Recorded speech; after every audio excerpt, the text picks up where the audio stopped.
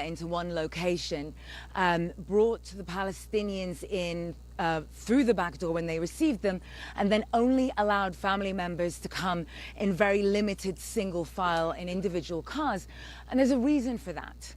Because unlike the images of celebration, which you might have seen from Ramallah and the West Bank, here in East Jerusalem, Israeli authorities were better able to enforce the diktat of their far-right national security minister, who has deemed the prisoners released today as terrorists. But not just that, he said any Palestinian who celebrates will themselves be charged as terrorists.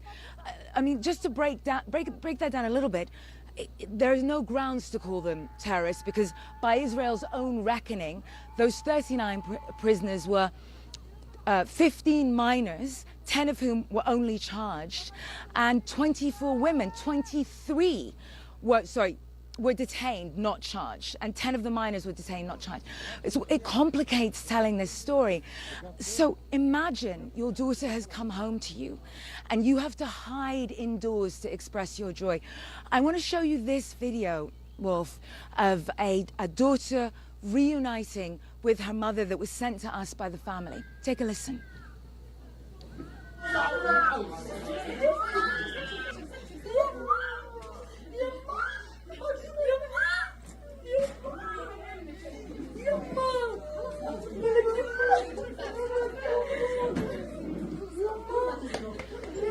That young lady you see there, the reason, I mean, there's no reason, it's her daughter, but beyond that, she had been arrested at the age of 16, convicted at 17 for 10 years, accused of attempted stabbing. Her family and her lawyer and Israeli and Palestinian rights groups say that this was a miscarriage of justice. Her family had taken this all the way to the Israeli Supreme Court, and her mother had lost hope.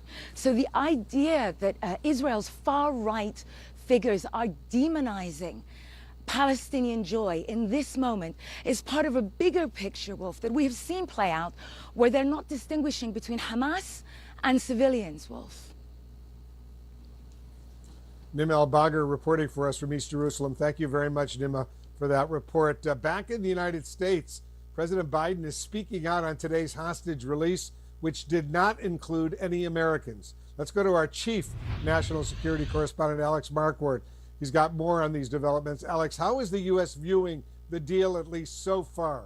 Well, Wolf, they see it as a success, but really just a first step. There was so much concern about how today would go, so much concern about whether this mechanism would work or not. It now does appear to have gone well. President Biden earlier today saying that so far it has gone well. Of course, the biggest concern, Wolf, for American officials are those American hostages. There are 10 of them, but just 3 qualify to come out in the next few days to be released, who are women and children. There are 2 women, and then young Abigail Edan, 4 years old. It is unclear right now whether they will be released tomorrow in the next phase. But President Biden spoke about them a little bit earlier today. Here's what he said. We also remember all those who are still being held and renew our commitment to work for their release as well. 2 American women and 1 4-year-old child, Abigail, who remains among those missing. We also will not stop until we get these hostages brought home and an answer to their whereabouts. Wolf, today is Abigail.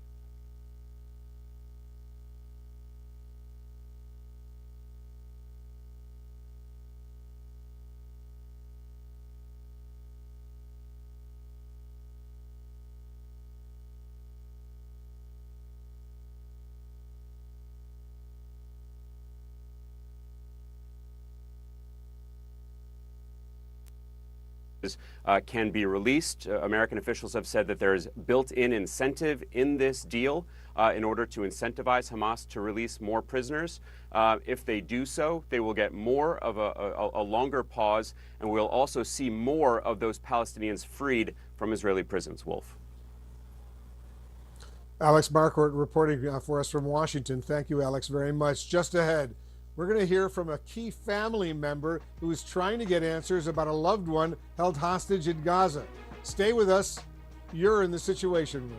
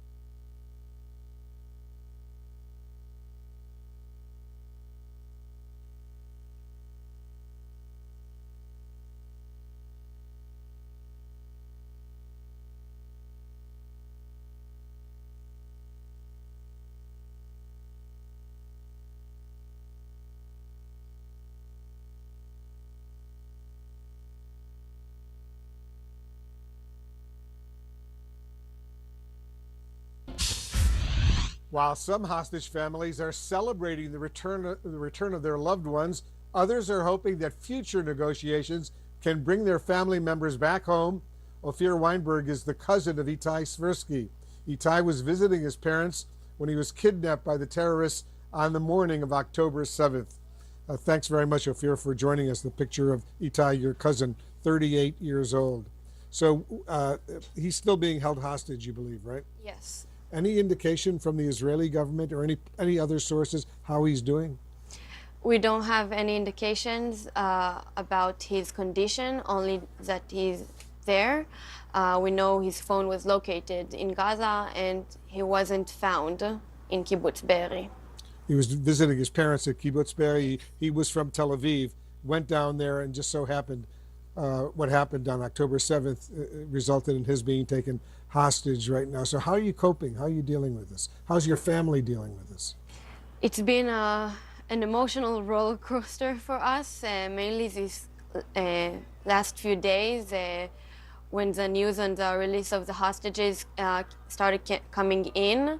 But it's also been a mixed feelings of all, because we've met this situation from so many aspects. My grandmother was rescued from there, but she lost her home at the age of 97.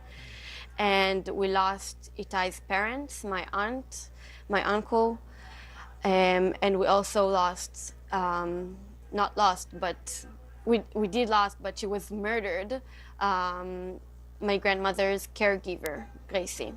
So when you heard today that 24 hostages were released and are free now, they're back in Israel, what was going through your mind thinking about your cousin Itai?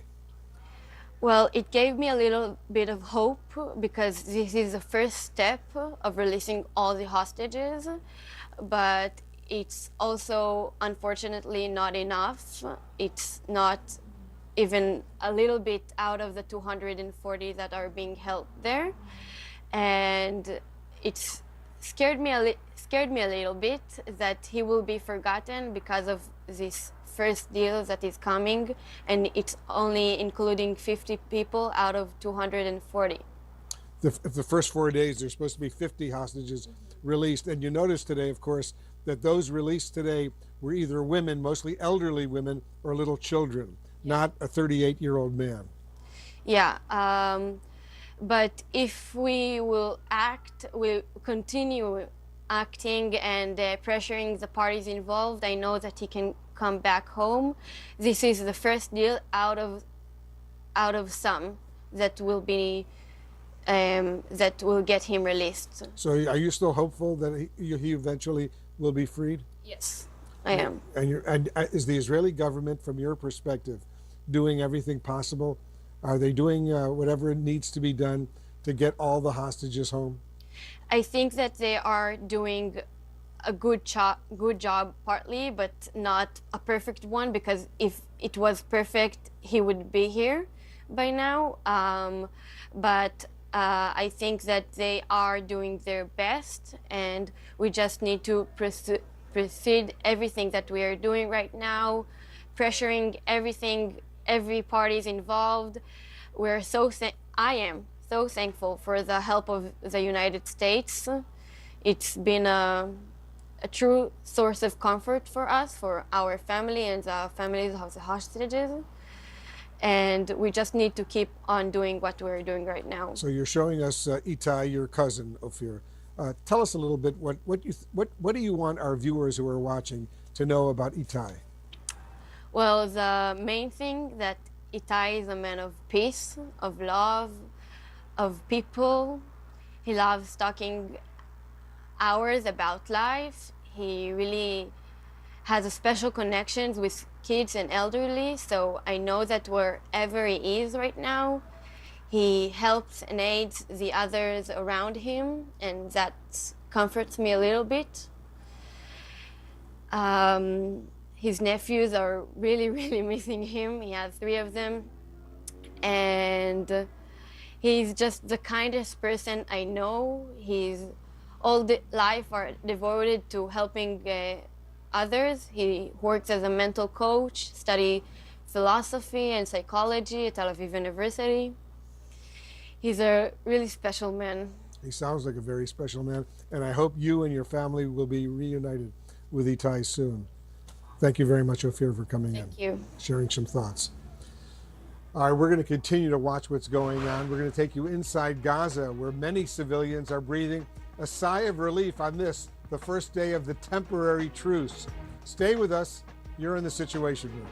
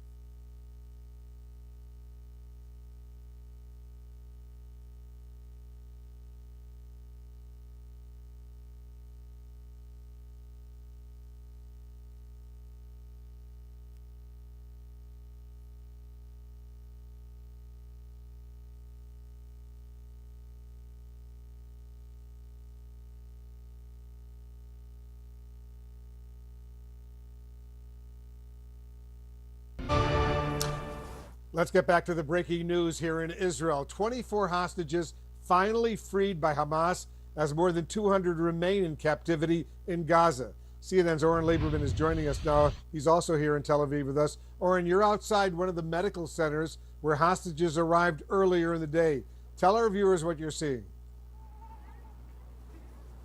Wolf, this is the hospital, the Wolfson Medical Center, that will focus on the treatment of the elderly hostages released. 5 here arrived over the course of the evening. Some of the first 2 arrived at about 9 o'clock via ambulance. And then take a look at this video. This is 3 more elderly hostages arriving via helicopter. There actually is no helipad here at Wolfson Medical Center, so they landed a short distance away, were taken out of the helicopters, and then there is this clip as they were loaded onto ambulances for the short drive here. There were cheers. There was, for the first time in so long, unbridled happiness that these freed hostages, these elderly women, had been brought out of captivity at the hands of Hamas in Gaza and were making their way to the hospital. We heard from hospital staff who greeted them here, and it was that same sort of emotional, sensitive joy that was experienced here. Listen to this.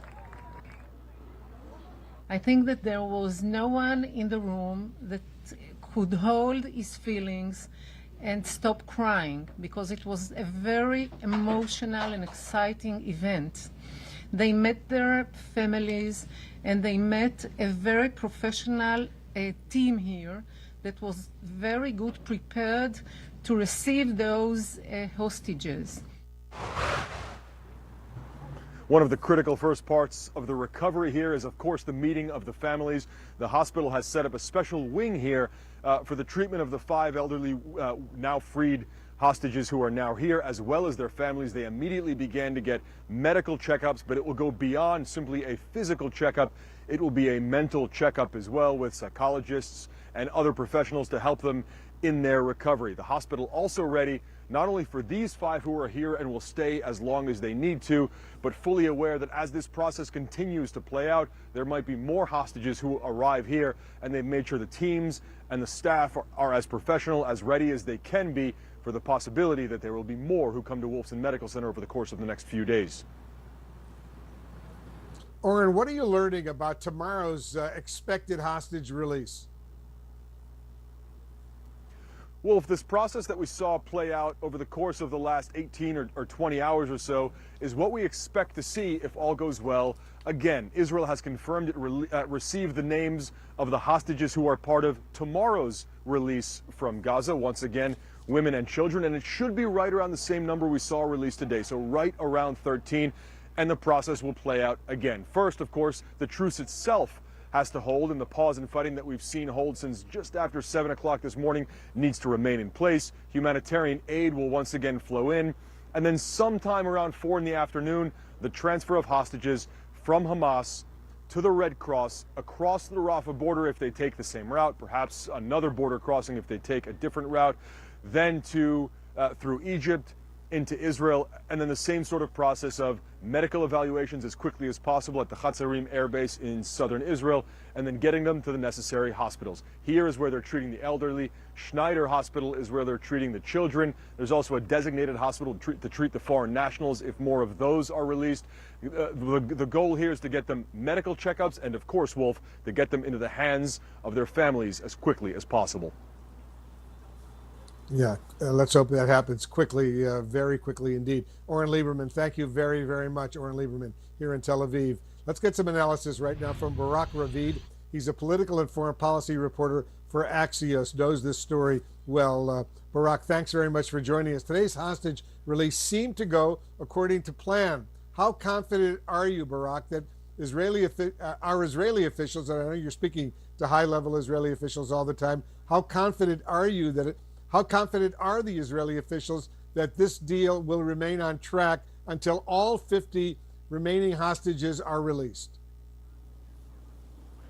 Good evening, Wolf. I think that what I hear from Israeli officials is that they think that this deal is going to go forward. But I think that every day when the lists of the names are coming in, it is, I think, the Israeli government and the families reveal a lot of things that they did not know. Some of them are pretty tragic. Some of them are much more happy. For example, Hana Katzir, who the Islamic Jihad said that she died in captivity. Today she was released, but there are stories that are much more tragic. And I think that as the days will go by, we will see much more tragic stories, and this tragedy is not even close to be over. Yeah, I suspect you're right. The international community, Barak, was surprised when 11 foreign nationals were released today in addition to the Israeli hostages. What have you heard about that aspect of the deal? I think we will see more of that. I think that there were parallel negotiations with Hamas through Qatar, through Egypt, through even Iran. For example, the government of Thailand, the government of Russia, other governments. And I think that now, as we have this pause and we have this hostage release, I think it comes together, not only this deal, but all sorts of parallel deals that were negotiated until now. And I think we will see now every day a release of more foreign nationals that are not dual Israeli nationals, but just foreign nationals that were kidnapped into Gaza. There are at least the same number of nationals of Thailand that are most likely to be released. And there are, I think, something like 7 or 8 Russian nationals. And I think we will see that in the coming days. Yeah, 10 Thai citizens were released today and 1 Filipino citizen, all of whom had been working here in Israel. They were captured by Hamas. They were released today, as we know. Let's hope this continues. The truce will last for additional 3 days, with the possibility of an extension if more hostages are released. How likely is this pause in hostilities? How likely is it to be extended? What do you think, Barak? I think that on the one hand, Hamas has an interest to get more days of pause, and Israel has an interest to get more hostages out. But, and there's a big but here, Wolf, again, I think that every day when the lists are coming in, this is a very sensitive situation. And I think, for example, ahead of tomorrow's release, there are still some question marks that are not answered, that will have to be answered in the next few hours until tomorrow. And every such small thing, every such question mark could end up being a violation of the agreement. And every such violation could unravel the whole thing. Yeah, it's such a sensitive, delicate situation that's unfolding. Barak Ravid, thank you very much for helping us understand what's going on. Meanwhile, in Gaza, many civilians are breathing a sigh of relief tonight as the temporary truce takes hold. CNN's Jabana Karacha has a closer look. It's the sounds of life, not death, today on the streets of Gaza. For the first time in nearly 50 days, they're not running for their lives. No bombs raining down on them from the sky. Some children can even smile again, even if only for a brief while. But there's nothing to celebrate. Too many lives have been lost, so much gone, and they know there will be more. The Israeli military dropping leaflets on Friday, warning people that the war is not over. It will soon resume, and telling them to stay away from northern Gaza and its troops. Many still tried to head back to the homes they fled, with nothing more than the clothes on their backs, to see what's left and grab what they can find, including their dead. We want to see what's happened to our loved ones. So many are under the rubble for 20 days, Abu Ahmed says. We need to get them out. Who else will bury them? Who will bury our 2-year-old and her father, says Abdullah. What did she do to them? It was a tense scene on Salahuddin Street, the highway linking north and south. People here saying Israeli forces opened fire on those trying to head back north. We want to get to our homes. They say this is a truce, Mahmoud says. We're civilians. They shot people. One was shot in the head and the other in the mouth. Gunfire and the panic that ensued captured in this video geolocated by CNN. Asked about these shootings, the Israeli military says its troops are stationed along the, quote, operational lines of the pause in accordance with the framework of the agreement. But that didn't stop those determined to get back to what's left of their lives. Sisters Hanin and Sara, cradling their cats who've been through it all with them, say they know the risks, but they just want to go back home. Gazans know all too well what comes after this brief calm.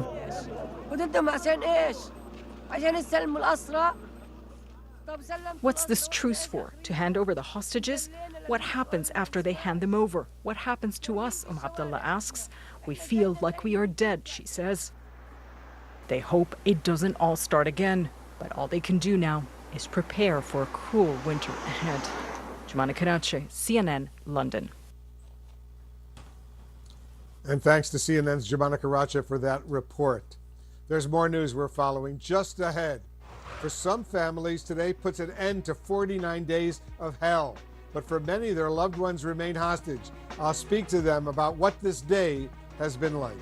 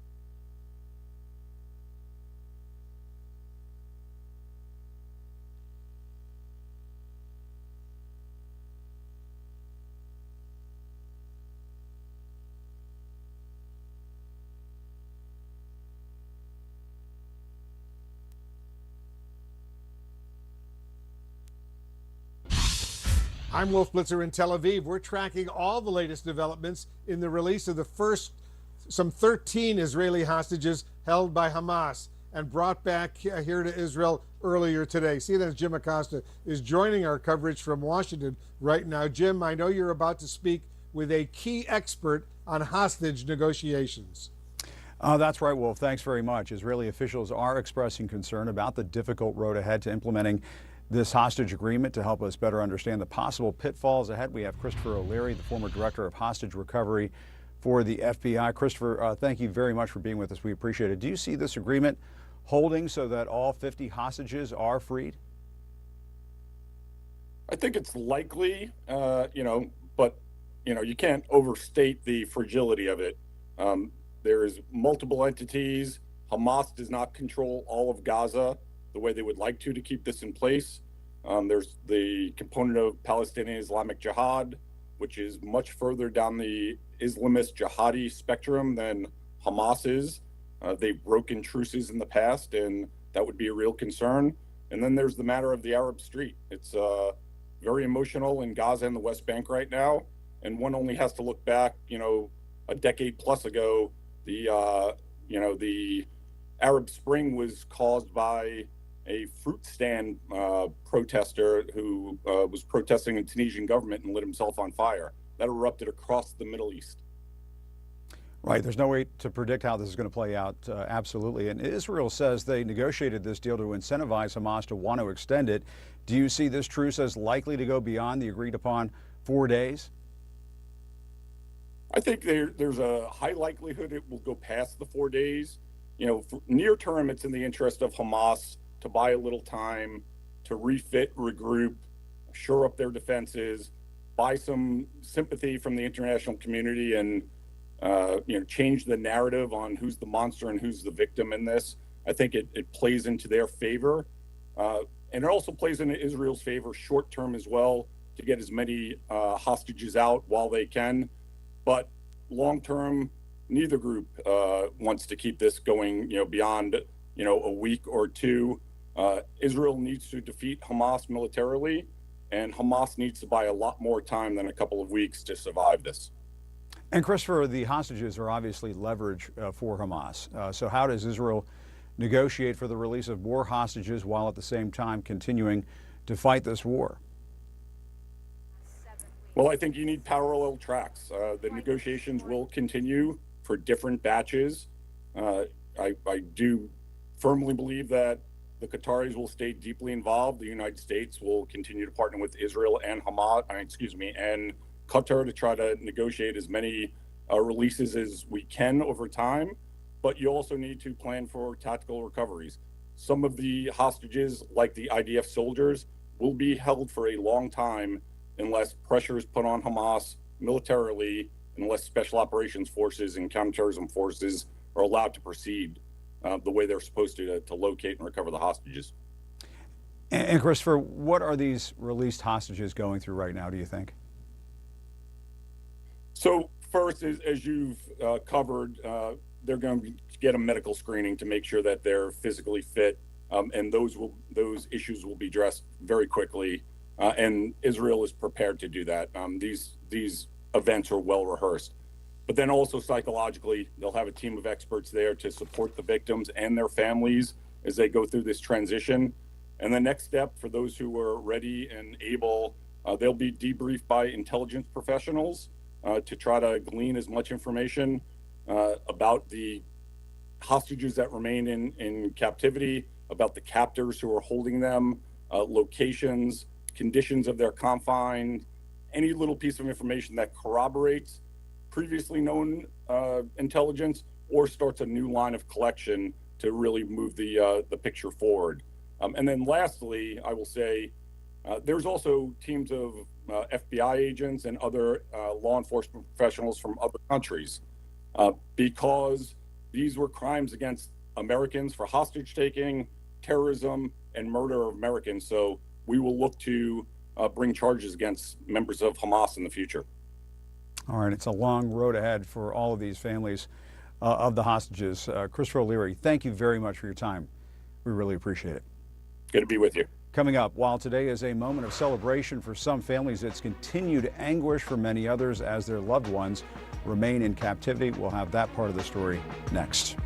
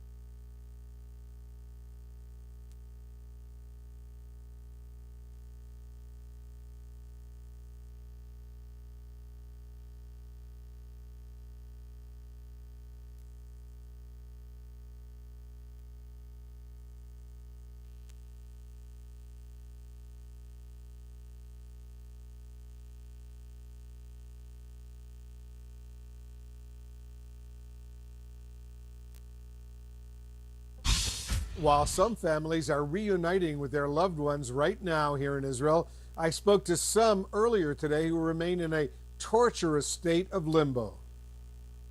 We are in 49 days of nightmare. As 13 Israeli hostages are released by Hamas, the loved ones of captives left behind are grappling with difficult emotions. Malki Shem Tov's son Omer is among those still in Gaza and not expected to be included in this deal between Israel and Hamas to release some women and children. Today it's a special day and very happy day for some of the families.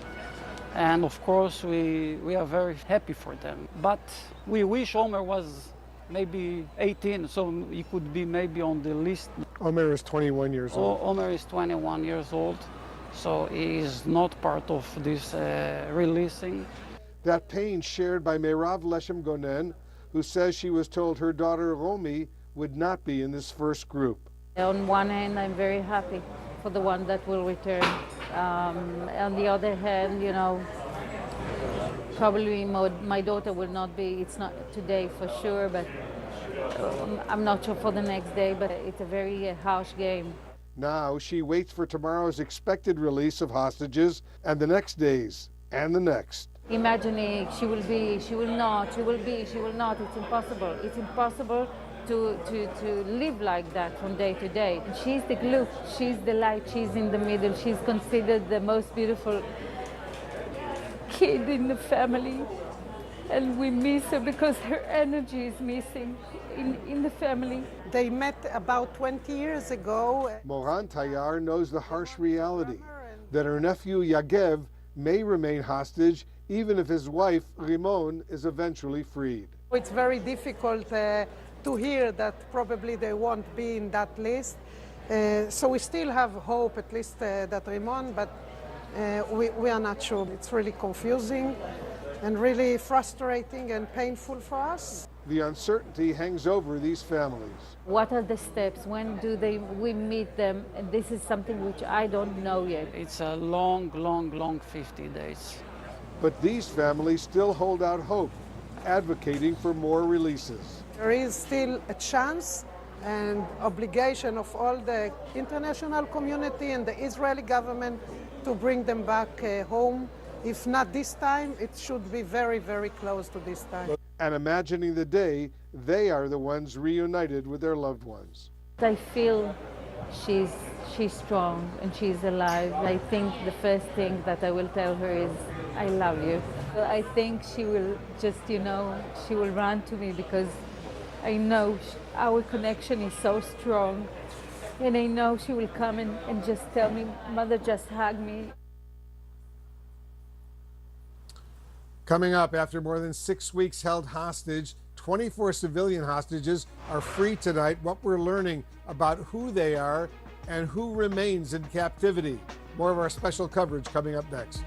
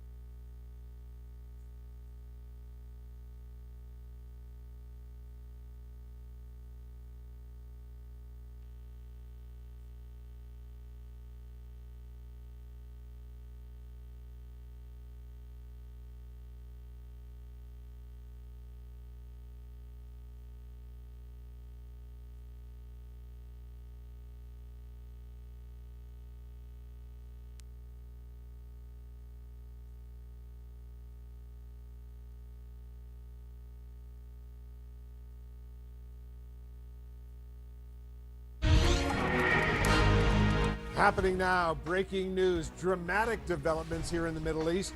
The first major release of hostages since the Hamas attacks on October 7th. 13 Israelis and 11 foreign nationals finally free from Gaza after nearly 7 weeks. I'm Wolf Blitzer, live in Tel Aviv, Israel. And I'm Jim Acosta here in Washington. President Biden is vowing to return every single American hostage, even though none were included in today's agreement. The president says it's unclear if Americans will be included in the next release, but praised today's handoff as a promising sign. We want to welcome our viewers in the United States and around the world. You're in the Situation Room.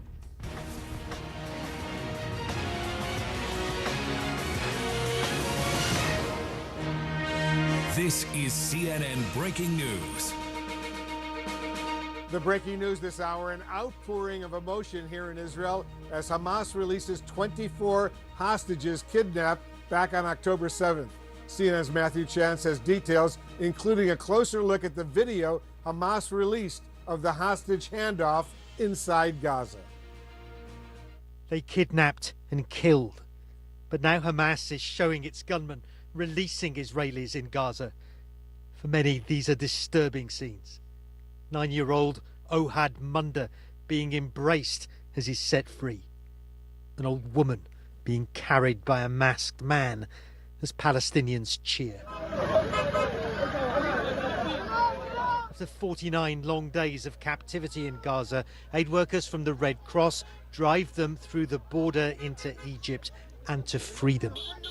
Egyptian television shows a convoy of vehicles heading to the crossing.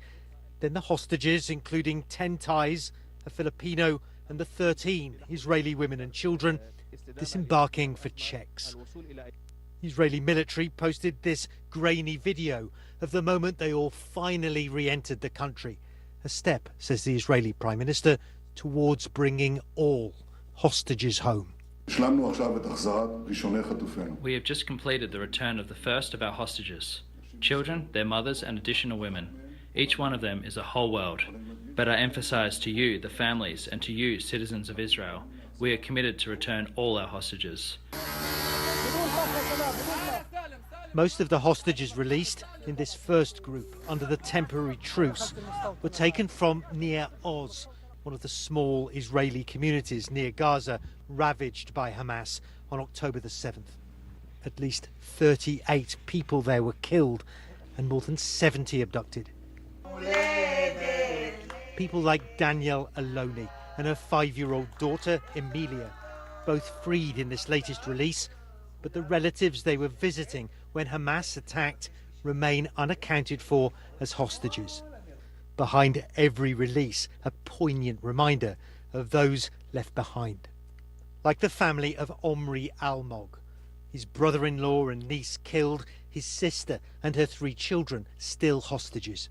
Yet Omri is now optimistic. The best is in front of us. It's going to come. Whatever happened, we cannot change. Nadav is not longer with us. Siam, the beautiful girl, is not with us anymore. But there's still a chance. There's still a chance for your sister and her children. Yes. We have to bring what left. We need to bring back what left from this family. It's a broken family.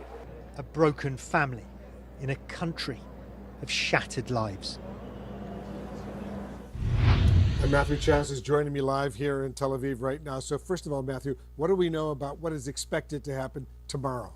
Well, we think, Wolf, that it's going to follow a similar kind of course. Already, the Israeli officials that we've spoken to said that Mossad and the Israeli military have received a list of potential hostage releases from Hamas via the mediators in Qatar. They haven't told us who's on the list, of course. We don't even know how many names are on that list. It's going to be between 10 and 13 like it was today. But Israeli officials say that they've already informed the families involved so they could be prepared to welcome back their loved ones. I think you have to remember that the events of today, the pause in the fighting, the releases of the hostages and the prisoners from Israeli jails, as well as the humanitarian relief, it went remarkably well.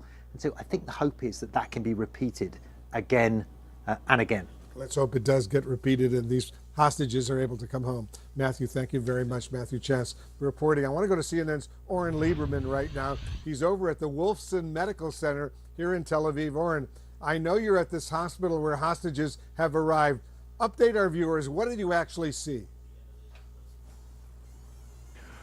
Well, Wolf, this is one of several hospitals that have taken in the freed hostages over the course of the past several hours. At about 9 o'clock tonight, two of the first freed hostages arrived by ambulance. A couple of hours after that, take a look at this video. This is 3 more elderly women hostages being brought in on helicopter. There actually is no helipad here at the hospital itself, so they landed at a field nearby and were brought in on ambulance. Take a look at this video of the hostages being loaded onto the ambulances. The cheers, the unbridled joy, the happiness as they were loaded here in Israel and brought to the hospital for care. It is that same joy that played out in the hospital itself, according to the staff here, when they were brought in, when they were welcomed, and when they began to receive the professional medical care of Wolfson Medical Center. Listen to this.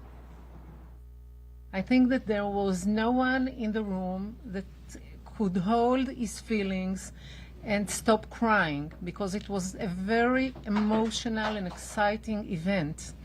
They met their families and they met a very professional team here that was very good prepared to receive those hostages. Now, the hospital wouldn't say all that much about their condition, their well-being, or their mental state. They said they're going to respect the privacy of the 5 hostages that are here. They have set up a special wing of the hospital just for them and their families as they go through all of the checks, all of the medical evaluations. And it's not just a question of their physical health, it's also a question of their mental health right now. Psychologists brought in as well as other professionals to essentially give them any type of help they might need. The critical first step was reuniting them with their family. That happened here several hours ago. And crucially, it's not a one-time deal here. This isn't a process that began and ended. The hospital, well aware that there might be more elderly freed hostages coming out of Gaza over the course of the next several days, and they say they are very much ready to receive them as well, with the same sort of open arms to begin that recovery process. Oren, Wolfson is not the only Israeli hospital where hostages were taken today. How is that working? You're absolutely right. Wolfson will focus on the elderly. The 5 freed hostages who were brought here were elderly women. But there are other hospitals that will focus on different populations or groups. So Schneider Medical Center, which is in Petah Tikva, not all that far from us, that will focus on the children who are freed. And they have set up essentially a special area to try to make it feel as little as possible like a hospital. They want it to feel almost like a luxury hotel to make them as comfortable as possible. Wolf, another example, Asaf HaRofeh, that is set up to receive the foreign nationals, and that's part of the system here in place for the freeing of the hostages. Oren Lieberman reporting from Tel Aviv. Oren, thank you very much. President Biden says he hopes and expects American hostages will be freed very soon, even though none were released on this, the first day of the truce. CNN's Arlette Saenz is traveling with the president in Nantucket, Massachusetts for us right now. Arlette, how is the president feeling about this deal so far? Well, Wolf, President Biden welcomed the initial release that occurred of these hostages being held by Hamas earlier today. He said that this was just a start to the process, but said that he believes that this had unfolded well. But it does come as Americans were not included in that initial batch of hostages that were released. So the president said that it is his hope and expectation that there will be 3 Americans coming out in the coming days. That includes 2 women and also 4-year-old Abigail Adan. It was her birthday on Friday. Her parents were killed in the October 7th attack by Hamas, and she has been held hostage over the course of the past 7 weeks. But President Biden had very few details to offer relating to his expectation on when exactly these Americans would be getting out. Take a listen to what he had to tell reporters earlier today. We don't know when that will occur, but we expect it to occur. And we don't know what the list of all the hostages are and when they'll be released, but we know the numbers they're going to be released. So it's my hope and expectation will be soon. And of the 10 Americans that are unaccounted for, do you know all of their conditions? Are they all alive? We don't know all the conditions. So So still a number of unanswered questions about the fate of these American hostages being held by Hamas. But President Biden today also expressed some optimism that this pause in the fighting that's currently slated for 4 days, he believes that could possibly be extended to get even more than the 50 women and children that had been negotiated in this initial deal. Now, President Biden had been working the phones throughout the week, including to the leaders of Egypt, Qatar, and Israel. He said that he will remain in contact with those leaders, counterparts in the region, as they are trying to make sure that this deal stays on track. Arlette Saenz reporting for us. Thank you very much, Arlette, for that report. Just ahead, a hostage family member experiencing relief for the first time in nearly 50 days as his loved ones finally get to go home today. Stay with us. You're in the Situation Room.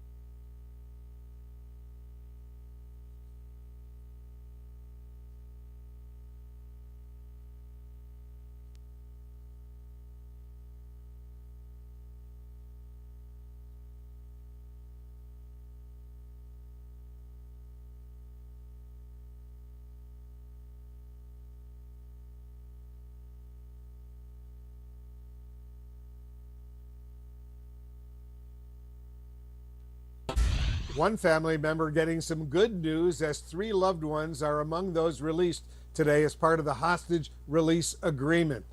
Dory Roberts celebrating the good news as his cousin and her 2 daughters were freed. And Dory's joining us right now. We're so happy that Doron and her 2 little girls, Raz and Aviv, are now back safe here in Israel. How are they doing right now? I know you've been checking in. Well, again, good to see you again, Wolf. It's wonderful to be on the show. The last I heard from them is that they were in a hospital, the Snyder Hospital in Pesach, under medical care. Their family is waiting to get in and reunite with them. It's been a very emotional day here in Austin and around the world. We feel very optimistic to see those great news coming from Israel today.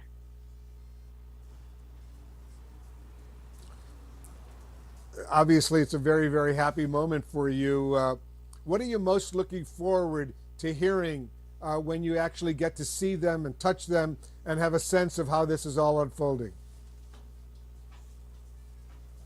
Well, I think like everybody else around us, we want to hug them and touch them, let them know they're safe and they're home now, back with their families.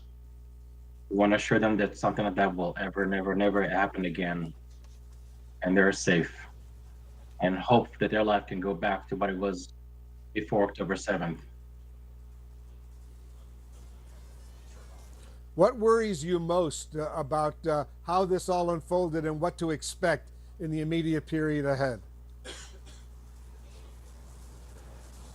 I think that my questions are most regarding how those people are going to get their life back together. But I have full trust in the Israeli government, in the system that they put together to get those people's lives back together, help them, support them in any possible way. And the rest of the questions are for the politicians and for the regions, for the countries around, to see how we're taking care of the Gaza Strip and the Palestinian people, of who's going to be the next leadership after Hamas will be dismantled. I don't have answers to those. I know your Aunt Efrat, Dory, I know your Aunt Efrat was killed by Hamas terrorists. Her boyfriend is still being held by Hamas in Gaza, we're told. Have you been given any new information about him and whether or not he's also expected to be released? I hope that he's going to be on one of those lists. And we're really... Yes, I can hear you okay. Yeah, go ahead. Sorry about that. Yes, we really hope to see him on the news, and we're really hoping to see his name on the list and home again with his family. He's been through a lot of stuff. He's a 79 years old gentleman, a man of the land, a wonderful grandfather, a father, and a partner to my late aunt, Efrat Katz. We loved him like a family. He's always been there for us, and we're really waiting and impatiently to receive him back in Israel like the rest of them. We have no news about him since the last picture was taken and published in the New York Times. So it is unknown, like a lot of the rest of the hostages. We're just unknown of their abouts and conditions and how they're doing physically or mentally, held in captives. And we just wish to see any kind of sign. I hope that the Red Cross will be able to reach them and check on them and making sure that they're getting what their needs, and hopefully they will be back home in no time. Dory Roberts, good luck to you. Good luck to your whole family, and I hope everybody gets together fairly soon. Thanks so much for joining us. Thank you so much. Happy Thanksgiving. And coming up here in the Situation Room, 24 released today, but what about the next batch of hostages who are set to be released tomorrow? What we're learning, we're getting new information about the list. That's coming up.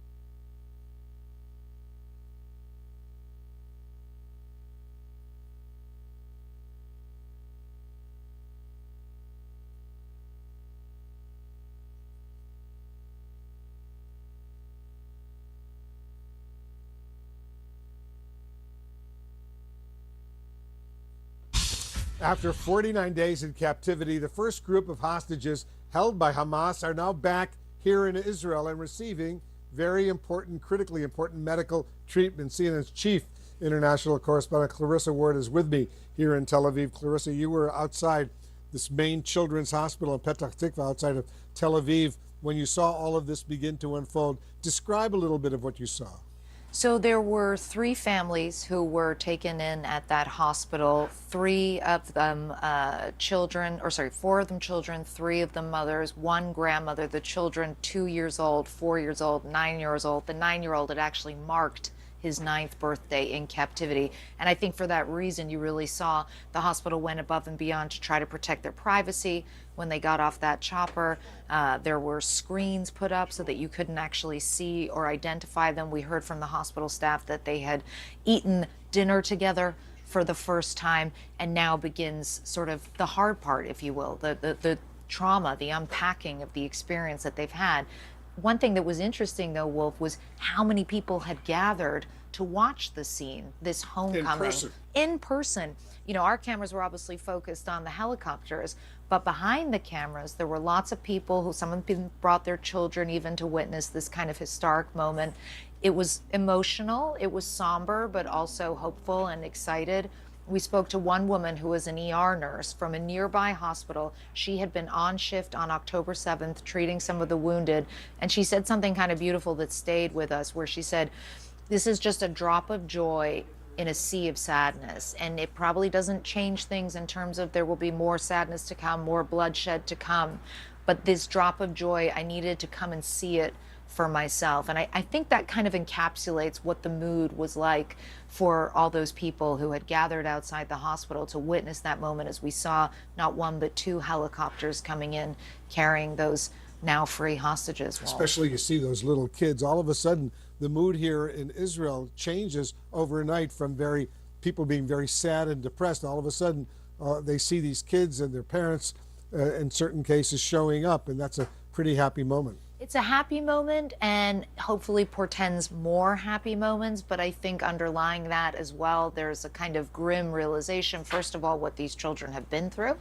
and that they are probably not the same children that they were on October 6th. Secondly, of course, that there are so many others still in captivity, and more broadly speaking, the horrors of this war that we've seen playing out for 7 weeks, and which, you know, the Israeli government has been very clear, this war is not going to stop. This is a temporary pause, this is a temporary truce, and so it is likely to continue. Wolf. And you were telling me that everyone who was involved in dealing with the kids were given specific instructions what to say, what not to say, and how to deal with the kids and make them feel comfortable, and there were a lot of toys around too. They put a lot of toys. They were very keen for it not to look like a hospital. Hospitals are generally places that people don't enjoy being. They're clinical, they're a little intimidating. They wanted it to feel, in their words, like a beautiful hotel. And there were very specific guidelines, not just for the hospital staff, but for the IDF, the Israeli forces, who were their first point of contact once they were back in Israel, about how do you deal with it when the children start asking questions like, where's mommy, where's daddy? They were told you can't answer them, but you just comfort them, tell them that they'll soon be in a safe place where they can ask those questions and get the answers. So heartbreaking to think about it. Clarissa, thank you very, very much. Clarissa Ward reporting. Right now, let's get the latest on the Palestinian prisoners who were released today. CNN's Nada Bashir is joining us from Jerusalem. She's got details. How is this being received in Gaza and the West Bank, Nada? You've been checking in on all of this. We have indeed, Wolf, and we have seen today in the occupied West Bank thousands of people gathering around these centres where these Palestinian prisoners have been returned to, released and reunited with their family members. We saw so many people gathering in the streets today celebrating that release. It certainly is a welcome step, but we also have been hearing from some on the ground, including the family members of some of those released, who told us that for them this isn't a moment where they can be totally happy because of what they have seen unfold in the Gaza Strip. But nevertheless, this has been seen as a welcome step, and of course this is the first batch of prisoners set to be released over the next 4 days. Take a look. A joyous celebration as 23-year-old Malak Suleiman finally arrives home in East Jerusalem after 6 years in an Israeli prison. convicted and sentenced to 10 years in prison at the age of 17 for attempted murder. Police say they found a knife in her possession near the Old City of Jerusalem. It is a charge she and her family have long denied. Suleiman is one of 39 prisoners, all women and minors, released from jails in Israel on Friday, in exchange for the release of 24 hostages who had been held by Hamas in Gaza. We saw many of those detainees now released, those prisoners now released rather, being carried on people's shoulders to the municipality building where a number of their family members were waiting. As you mentioned, among them 15 minors who were released, being carried up this road on people's shoulders to much cheering and celebration, even fireworks being set off. We've also been speaking to people, including relatives, who say they didn't want to see these crowds. This celebration is not necessary. They need to be mindful of us in Gaza. This celebration is wrong. I am torn to pieces. Have a little mercy on us. They can be joyful, but the joy is in the heart because we are dying in Gaza. Have some respect for us a little. The release of this first group of Palestinian prisoners comes as Israel and Hamas begin a 4-day truce, a window of desperately needed respite for civilians in Gaza. According to Hamas-run health authorities in Gaza, nearly 15,000 Palestinians in the enclave have been killed over the last 7 weeks alone. Israel says it is targeting Hamas in response to the terror attack of October 7th, which killed more than 1,200 Israeli citizens. But in Gaza, it is civilians that are paying the highest price. More than 8,000 Palestinians remain in Israeli jails, including more than 3,000, according to the Palestinian Commission for Detainees and Ex-Prisoners Affairs, held under administrative detention, meaning no clear charges and no clear legal process. But for those gathered in the occupied West Bank on Friday night, this is a welcome moment of, in their eyes, long overdue justice. People want to gather and be together in this moment, and however folks internalize that in terms of their own emotional sort of reaction to it, that's for them to speak to. But I think people want to be here to be together, to welcome home these prisoners, and that's part of the spirit of being Palestinian. With over 100 Palestinian prisoners still set for release over the next few days, scenes like this are expected to continue, though some say at too high a price. Of course, Wolf, it is important to note that we are expecting some 150 Palestinians to be released from prison as part of that deal over the next 4 days, if indeed that truce is upheld. And according to a list seen earlier this week by CNN, the vast majority of those prisoners listed for potential release were young people, children under the age of 18, amongst them many teenage boys between the ages of 16 to 18 charged with minor offences, including throwing stones at Israeli prisoners. Now, it's unclear who exactly will be released over the next coming days. It is anticipated that we will get more details as to the specifics of which prisoners will be released come morning. Wolf? All right, Nada Bashir reporting for us. Thank you very much, Nada, for that report. Palestinians, meanwhile, are breathing a sigh of relief as the truce between Israel and Hamas went into effect today. Now many of them are trying to check in on their homes and their loved ones who are still in Gaza. Listen to this account from an official with the Norwegian Refugee Council in Gaza. He and his family were displaced from their home some 7 weeks ago. Listen. These 7 weeks were the longest, the heaviest, the hardest, the unimaginable 7 weeks. Today, the first day of the truce, it was weird feeling in the streets, how people are reacting. If you look to their faces, you cannot understand it. You can see people who are a bit happy, they are alive at least. Other people who have this time as an opportunity to feel sad and sorrow for what they lose, for their loved ones. Thousands of people also were trying to go back north. The Israeli forces have prevented them. Even I personally wanted to know if my house still there, my parents' house still there, if we have anything remaining there. Unfortunately, I couldn't. It's more than impossible to cover the needs of all the people in the south in 4 days. I don't think if we combine all the humanitarian actors, either UN or international organization or local together, can manage to serve all people in need. Also, the amount of trucks that coming from Rafah are not enough to cover a small percentage of the need. But we are trying. I really wish this truce will extend to a ceasefire. And this is the hope of all Palestinians who are trapped in Gaza under this unimaginable situation.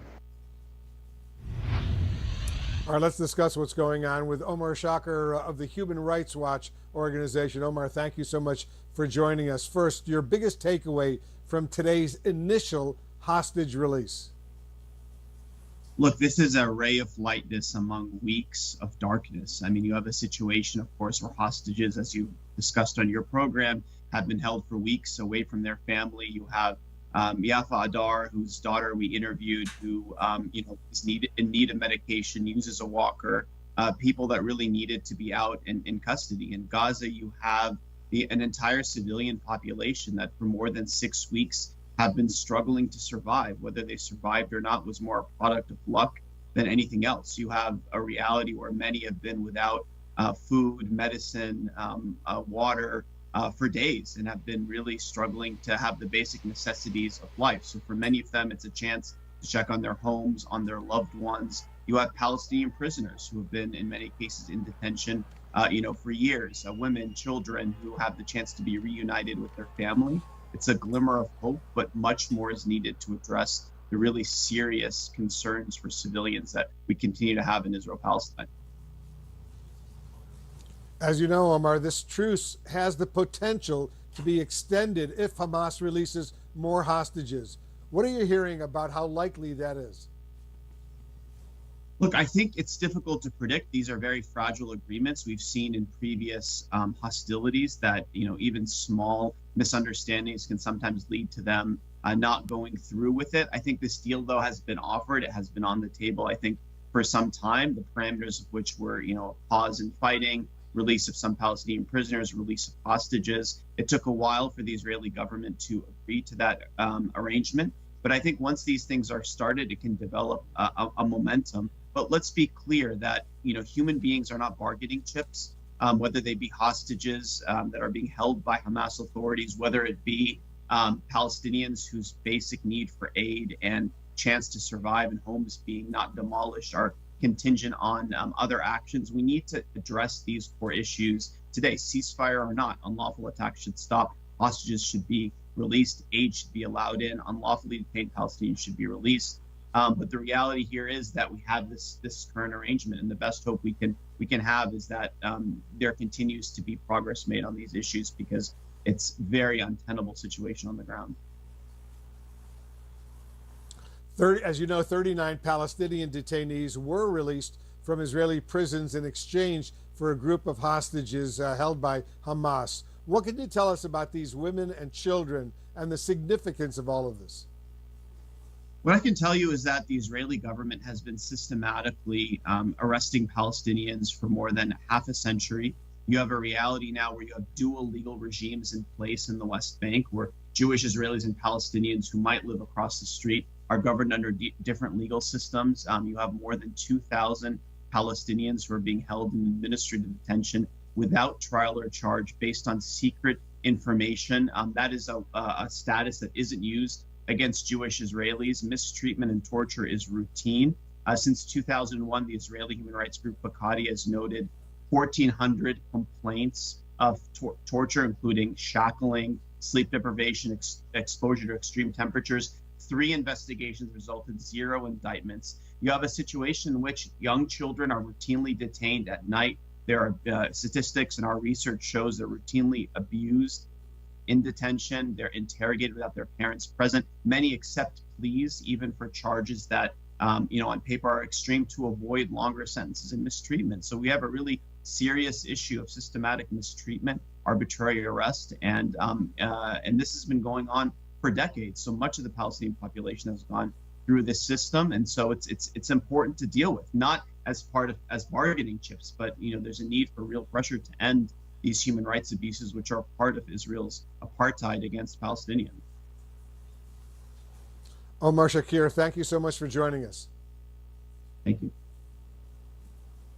Just ahead, we'll take a closer look at how former Hamas hostages will try to adjust to their normal lives after their traumatic experience.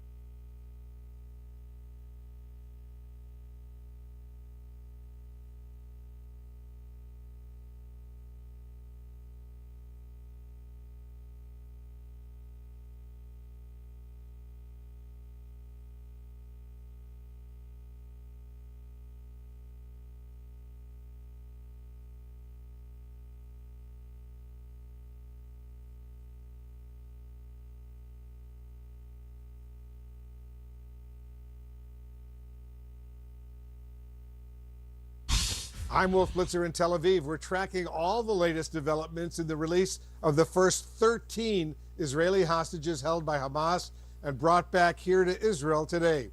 CNN's Jim Acosta is joining our coverage right now. He's in Washington. Jim, update our viewers. Thanks, Wolf. 24 civilian hostages in total were released from Gaza as part of the truce between Israel and Hamas. After 49 days in captivity, their long process of healing and recovery can begin. CNN's Brian Todd is looking into this for us. Brian, one of the big questions out there, how will they readjust to normal life after this ordeal? Well, Jim, some of them may not readjust so quickly, according to experts we spoke to. As difficult as their captivity has been, they're now entering a new chapter of emotional challenges. This is the first time that the state of Israel has had to prepare for the arrival of so many hostages. For the hostages being released, the road ahead, according to analysts, will be difficult. Even if they weren't shot or wounded in the initial kidnapping or their captivity, they are going to have mental scars. We're looking at a post-traumatic stress disorder here where they will have nightmares, they'll have flashbacks, they'll have intrusive thoughts, they'll have anxiety, they'll have depression, they'll have anger. Jason Rezaian, the Washington Post writer who was held in Iran for nearly a year and a half, spoke to us about the initial stages after being released. Those first few months are really difficult. It's not really natural to just kind of come back to freedom. And then couple that with sort of not being able to understand, hey, why am I not happier about this? It's a intense mix of feelings. Why wouldn't a former hostage feel happier about their newfound freedom? This is what we call that survivor guilt. Why me? Why am I free and these other people are still in captivity? And this is why it is so difficult for them to get through the process of reintegrating into society, because they feel a piece of them is left behind. And psychologists Jeff Gardere and Rezaian say there's another layer to this hostage situation in Israel and Gaza. The abruptness and confusion of it all, being taken hostage so quickly, then released as a war rages around you. A person that is whisked into a hostage situation, dealing with people that they don't know or don't get to know, and then they are whisked out again. It is something that is not helping their emotional balance in any way. Jeff Gardere says in these latest cases, there's yet another challenge. The fact that some of the people who've just been released have relatives who are still being held hostage puts them in what Gardere calls psychological suspended animation. Jim? All right, Brian Todd, thank you very much for that report. Coming up, the Pentagon reveals an especially tough Thanksgiving for U.S. forces in Iraq and Syria as they come under enemy fire.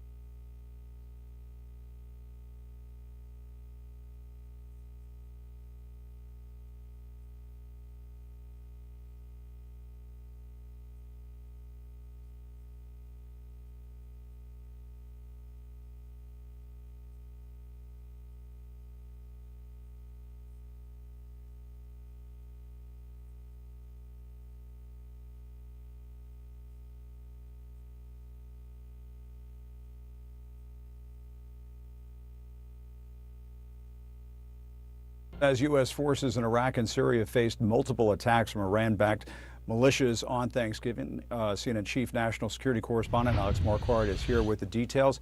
Alex, how serious were these latest attacks? Well, Jim, very serious in that they bring the number of attacks, the total number of attacks against U.S. and coalition forces in the past few weeks to more than 70. In fact, it's 73 since October 17th. And so this raises questions and fears about a wider regional war, one that could potentially draw in U.S. forces. Now, the attacks that we saw on Thanksgiving Day, there were 4 specific ones in Iraq and Syria, some using drones, some using rockets. You can see there on the map there were 2 against bases in Iraq, 2 against U.S. sites in Syria. We're told by the Pentagon that there was no damage to infrastructure, there were no casualties. And Jim, on the same day, just yesterday, we also saw a U.S. destroyer in the Red Sea, the USS Thomas Hudner, shooting down what are called one-way attack drones that were fired by Houthi rebels.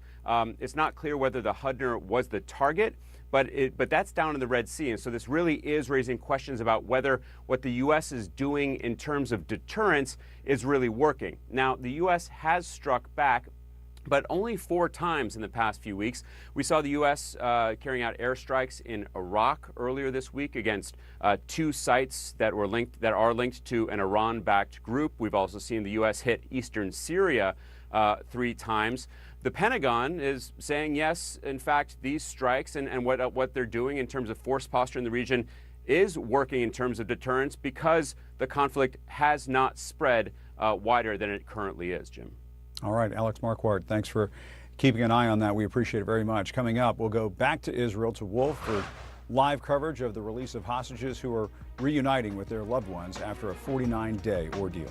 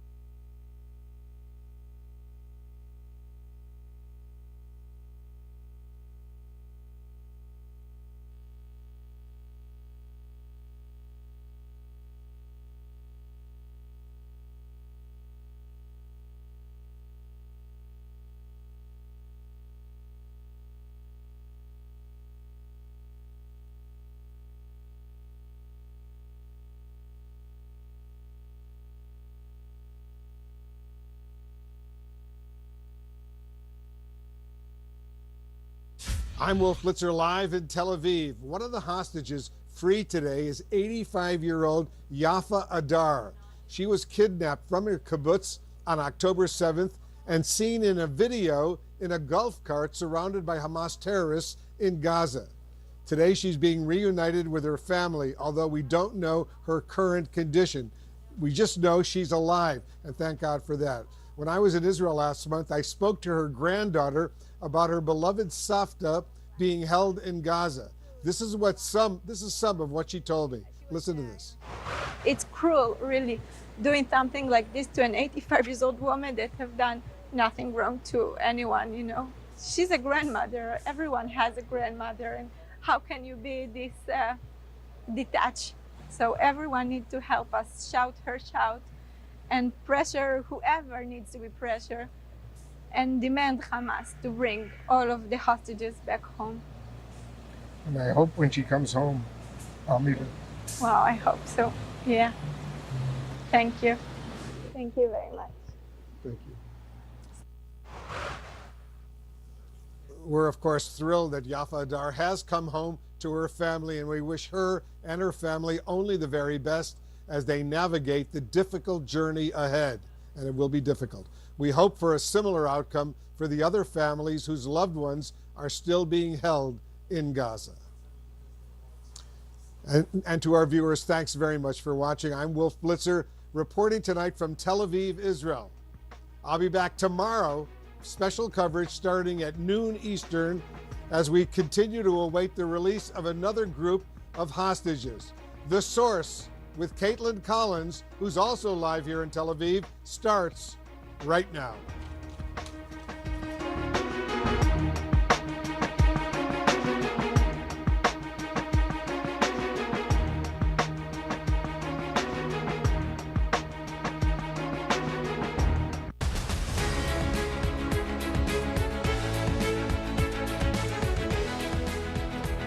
Good evening. Welcome to a special edition of The Source. I'm Caitlin Collins, live here in Tel Aviv alongside my colleague Pamela Brown, who is in Washington. Israel now has the list of hostages who are supposed to be released tomorrow, and we are just hours away from day 2 of this expected 4-day truce. I should note we are getting new reporting in now that we are told there are several children who are on that list for tomorrow. Of course, the final group remains to be seen. That is something that we will learn as it happens in real time, as we did today with this first group of Hamas-held hostages being back on Israeli soil. What we know is happening right now is they are getting medical treatment across multiple different locations here in Tel Aviv, where they have been reunited with their families. They are also including at this children's hospital that is right outside of where I'm standing right now. 24 hostages in total. Those are 13 Israelis, 10 Thai citizens, 1 Filipino, all evacuated from Gaza today and released by Hamas after being held there for several weeks. Israel's chief nurse described today's events as emotional, saying that there was not a dry eye in the room when 5 of these hostages were reunited with their families after a very long period of time. Indeed, and no Americans were included in today's release, but President Biden says he's hopeful that at least a few will be freed in the coming days. We don't know when that will occur, but we expect it to occur. And we don't know what the list of all the hostages are and when they'll be released, but we know the numbers they're going to be released. So it's my hope and expectation will be soon. And of the 10 Americans that are unaccounted for, do you know all of their conditions? Are they all alive? We don't know all the conditions. By the end of this 4-day pause in fighting, 50 hostages are expected to be freed. Also part of the deal, dozens of Palestinian prisoners are being released, and critical aid is now making its way into Gaza. I want to go to our CNN chief international correspondent, Clarissa Ward, who is here with me now.